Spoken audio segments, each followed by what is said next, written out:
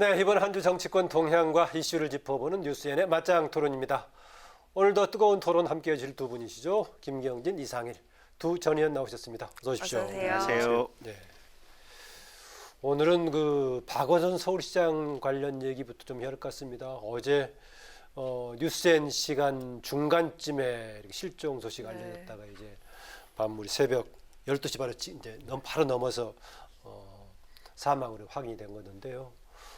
대부분 이제 믿기지 않는 그런 소식인데 두 분도 좀 많이 놀라셨을 것 같습니다. 예, 저도 어제 깜짝 놀랐어요. 일단 세상에 1000만 서울시장에 대해서 실종 신고가 접수됐다는 것만 가지고도 놀랬고, 네. 그다음에 이제 7시간 수색 끝에 경찰이 시신을 찾아냈다는 거, 사망에 이르렀다는 것도 정말 놀라운 일이었고, 지금 뭐 아직 확실하지는 않지만 타살 가능성은 없고, 네. 이제 뭐 이렇게 본인에 의해서 이제 스스로 사망하신 걸로 이제 거의 결론이 나는 것 같은데, 네. 그 자체도 놀라웠고, 그래서 이만큼 정치적 비중, 또 이만큼 대한민국 사회에서 존경받던 분, 이만큼 시민사회 대한민국의 개혁을 위해서 노력하셨던 분이 갑자기 이렇게 하루 만에 돌아가실 수 있구나라는 것을 옆에서 지켜보면서 정말 어제 오늘 이틀 동안 충격을 금하지 못하고 있는 그런 마음입니다. 네, 또 평상시 성격 스타일로 봐도 이렇게 충동적일 분도 아니고 좀 그러신데요. 예, 그렇습니다. 저도 기자로서 취재도 했었고, 네. 사실 우리 김 의원님 말씀대로 저도 마찬가지고 아마 서울 시민을 비롯한 모든 국민이 굉장히 충격을 받고 또 놀라셨을 것 같아요. 게다가 뭐 인과관계는 사실 이제 확인하기도 어려운 상황이 돼버렸지만 이 박원순 시장이 8일 오후까지는 아주 평소처럼 의욕적으로 정상적인 활동을 하셨단 말이죠. 민주당의 이해찬 대표도 만나서 부동산 문제 이야기도 한 상황에 그날 밤에 지금 알려지기로는 그때 얘기했던 게 그린벨트 뭐 네, 해소하거나 그렇습니다. 그러지 않겠다 했던 얘기인가요? 네, 그런 거죠.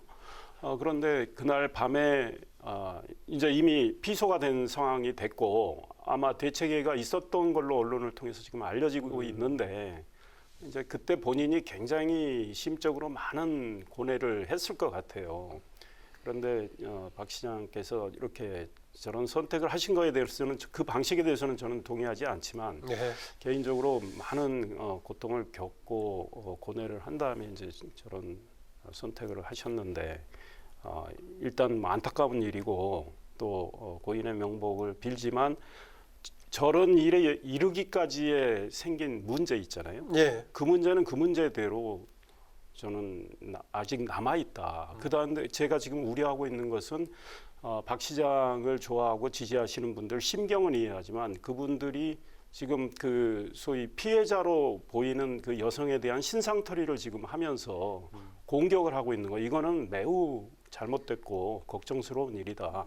그다음에 민주당 내에서 잇따라 지금 발생한 광역단체장 즉 권력자의 소위 성추행 문제 이거는 이거대로 남아있는 문제다. 그래서 민주당 내에 어떤 책임과 반성, 성찰이 필요한데 그런 맥락에서 오늘 이해찬 민주당 대표가 기자의 질문을 예의 없다면서 굉장히 뭐랄까 과민 반응을 보이신 거, 격하게 반응하신 건 좀 잘못됐다 이런 생각이 듭니다. 지금 이제 기간도 있고 하기 때문에 여러 가지를 고려해서 좀 봐야 될 그런 상황 같긴 합니다. 활동으로 보자면 이제 짧은 기간 검사 생활을 했다가 인권 변호사 활동을 통해 그다음에 시민 단체를 만들었던 94년에 참여연대 만들 때 출범할 때 저도 같이 시작하기도 했습니다만은 서울시장 3선 시장이 처음이라면서요 지금? 예, 그렇습니다. 네. 그러다 보니까 정치권에도 이런저런 파장이 있겠어요. 예, 그럴 수밖에 없죠. 그러니까 박 시장의 이제 뭐 이력이 참 특이한 게 검사가 되시고 나서 6개월 만에 사표를 내고 나오셨어요. 근데 사표를 낸 이유가 이제 이 82년도 검사 본인 됐을 때까지만 해도 사형 집행을 했었거든요. 근데 사형 집행에 참관하라고 하니까 그게 비인도적인 것에 내가 참여를 해서 직무집행을 한다는 것이 있을 수가 없다라고 해서 이제 사표를 내고 나오셨거든요. 이제 그러고 나서 뭐 한겨레 신문 논설위원도 했고 참여연대 만들어지니까 사무처장도 했었고 자기가 주도해서 만들면서 사무처장 직함을 본인이 그렇게 했죠. 예. 그리고 이제 뭐 시민운동 가령 소액주주 운동 그다음에 사법개혁운동, 네. 그다음에 문제 있는 정치인들에 대해서 낙천운동. 하여간 한국 사회에 굵직한 이슈들은 다 한 번씩 이 박원순 전 시장님 거쳐갔다라고 지금 봐야 될 것 같고요. 그래서 그런 분, 특히 이제 범여권 내에서는 확실한 대선 주자 중에 한 분 아니겠습니까? 네. 이제 그런 분이 여러 가지 불미스러운 소문과 함께 이제 사망에 이르게 되니까 범여권 전체가 첫째는 정말 어마어마한 위기다. 그리고 아까 이상일 전 의원께서 말씀하신 대로 이게 범여권 내부에서는 뭐 확실하진 않지만 어쨌든 일련의 비슷한 유형의 것들이 계속해서 발생을 하고 있으니까 이러면서 국민들로부터 신뢰를 많이 잃을 어떤 토대가 그냥 많이 없어지는 것이 아니냐, 이런 문제가 이제 이게 제기가 되면서 사실은 여권 내부 어떻습니까? 아까 그렇잖아요. 이상일 전 의원이 얘기했는데 지금 서울시장뿐만이 아니라 여러 군데 지금 부산시장도 이제 이미 사실상 그만뒀죠. 네. 있고 또 다른 두 군데의 경우는 소송에 걸려 있는 상황이고 하는데 네. 이런 거 관련해서 정치적인 파장이 좀 어떨까요? 그러니까 제가 볼 때는 범여권 민주당 입장에서 굉장히 좋지가 않은 게 네. 사실은 모든 권력을 다 가지고 있거든요. 행정부 권력, 그다음에 국회 권력, 그다음에 전국의 지방자치단체, 시장, 도지사, 거의 광역시장, 도지사 다 가지고 있지 않습니까? 그다음에 지방의회 다 장악을 했지. 그러니까 그 자체만 가지고도 언론이나 국민들에 의해서 굉장히 강력한 감시를 해야 된다라고 하는 생각을 할 수밖에 없는 이런 구조적인 흐름 속에서 이런 사건들이 1년 연속적으로 발생을 하다 보니까 사실은 정치적인 토대에 굉장히 약화될 수밖에 없고 내년에 재보궐선거 있을 때 여러 가지 의미에서 선거 치르기가 쉽지 않은 구조로 들어가는 것이 아닌가, 그런 우려들이 있을 수밖에 없습니다. 네. 네, 박 시장 관련한 성추행 의혹은요, 공소권 없음으로 경찰의 수사가 종결되기 때문에 사실상 확인되거나 뭐 밝혀질 수 있는 상황은 아닌 것 같은데요. 민주당으로서는 좀 곤혹스러운 상황이 됐습니다. 안희정 지사와 오거돈 시장에 이어서 이번이 세 번째인데 어떻게 네, 보십니까? 그렇습니다. 게다가 안희정, 박원순 두 분은 민주당의 사실은 확실한 차기 대권 주자로 자리매김하고 있습니다. 지지율이 뭐 높낮이가 뭐 좀 민심의 흐름에 따라 좀 다르긴 했지만, 그런데 차기 대권 주자의 두 분이 같은 문제로, 한 분은 지금 소위 말해서 징역을 살고 계시고 한 분은 또 세상을 등지셨는데, 이 국민 입장에서는 굉장히 좀 충격이죠.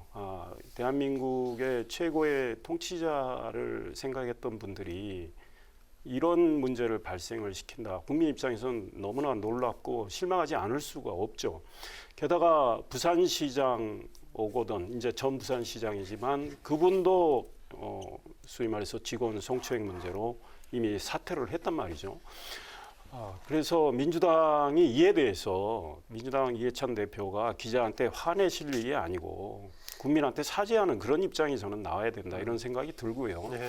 그다음에 이미 이제 부산시장하고 서울시장은 내년 4월 7일 날 보궐선거를 하게 됐습니다. 사실 그분들이 두 분이 정말 정상적으로 제대로 부산시와 서울시를 이끌어 오셨다면 보궐선거 요인은 사라지는 셈인데, 보궐선거가 발생을 했고 또 국민 세금이 투입이 돼야 하는 문제, 게다가 이제 우리 김 선배님 말씀하신 대로 지금 경기 이재명 지사 대법원 판결 앞두고 있고, 경남의 김경수 지사도 지금 고법에서 재판이 진행 중인데, 상황에 따라서는 내년 4월 7일 날 네 군데 광역단체에 보궐선거가 있을 수 있죠. 근데 저는 민주당의 앞으로 책임 있는 태도를 좀 주셔야 한다고 보는데, 민주당의 당헌상 지금 부정부패 등 중대한 문제로 민선 광역단체장이 직을 상실할 때 후보를 낼 것인가 말 것인가 후보를 그 내지 얘기죠. 않는다고 돼 있거든요. 네.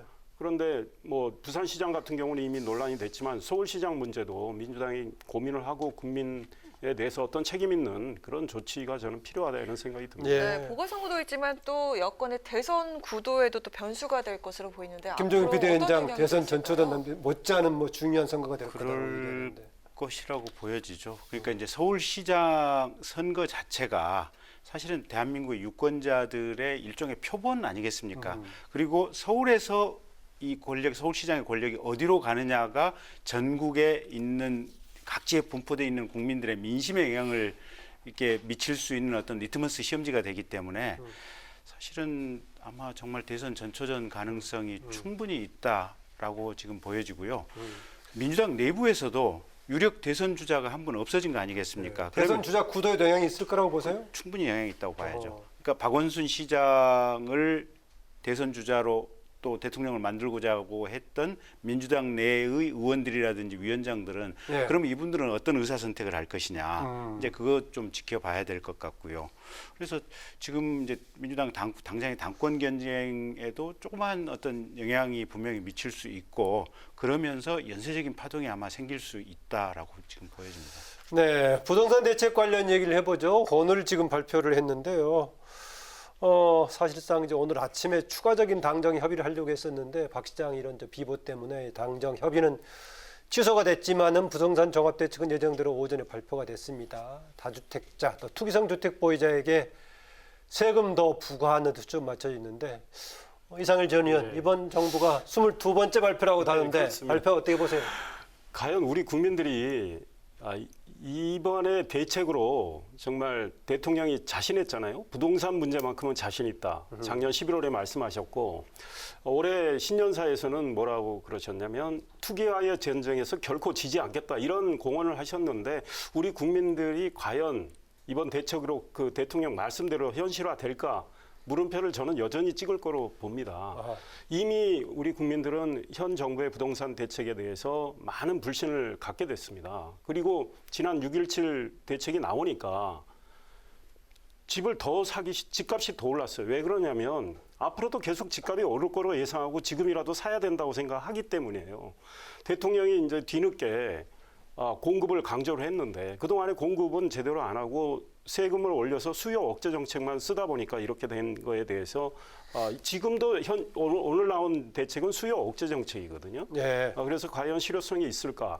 그다음에 집을 가진 분들 또 집을 가지려고 하는 분들 다 지금 세금 때문에 앞으로 이거 굉장히 아마 불편을 겪을 것 같고 이 트리플 세금을 다 올린 거란 말이죠.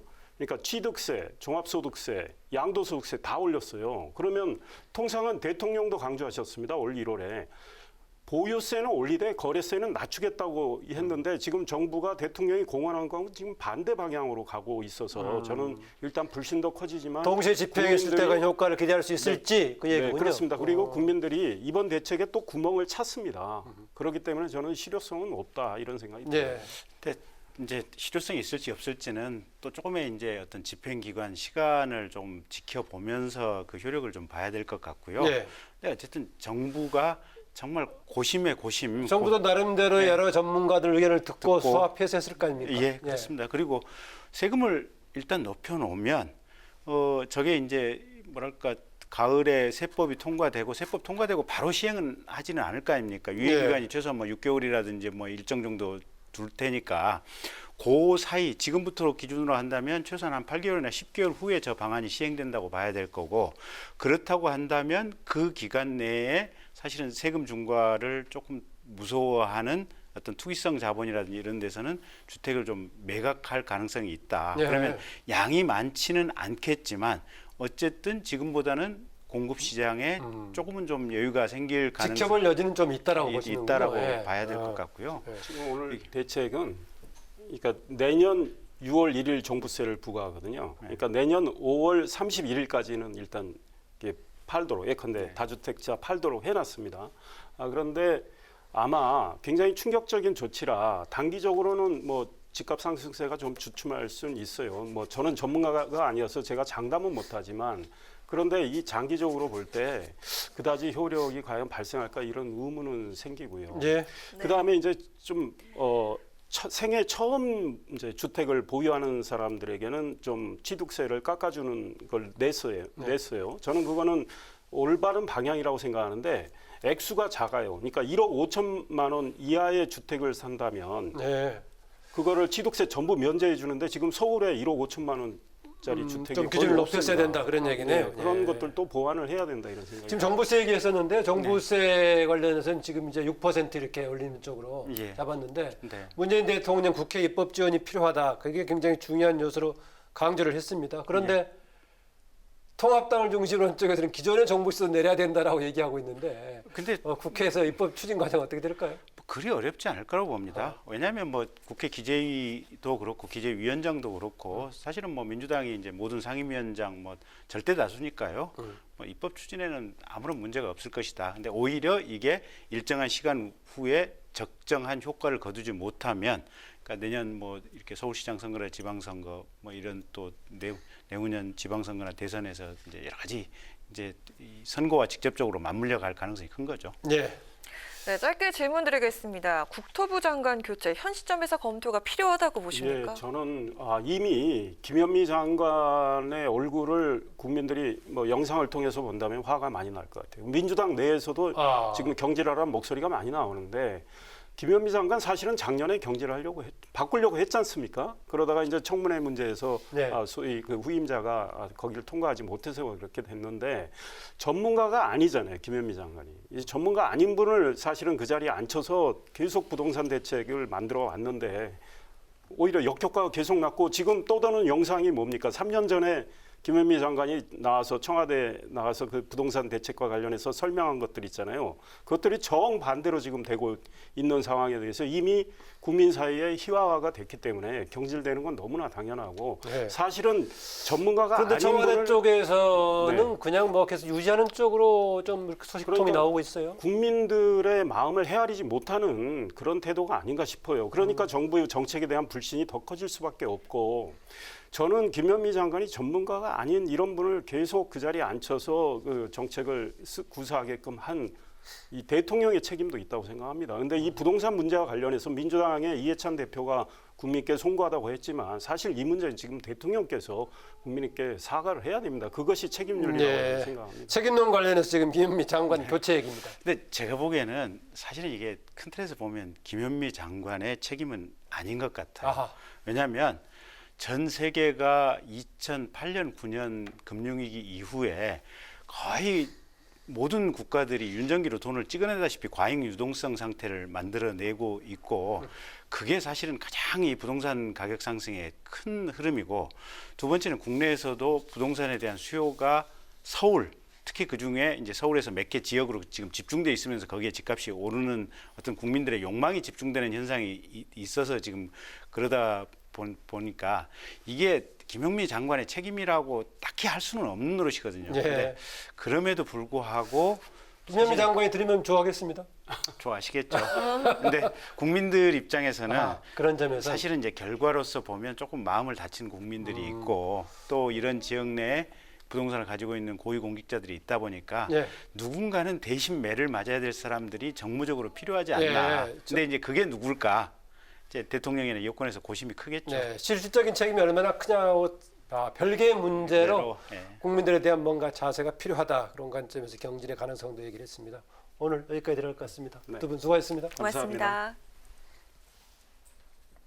네, 지금까지 뉴스의 맞짱 토론 김경진 전 의원, 이상일 전 의원과 함께했습니다.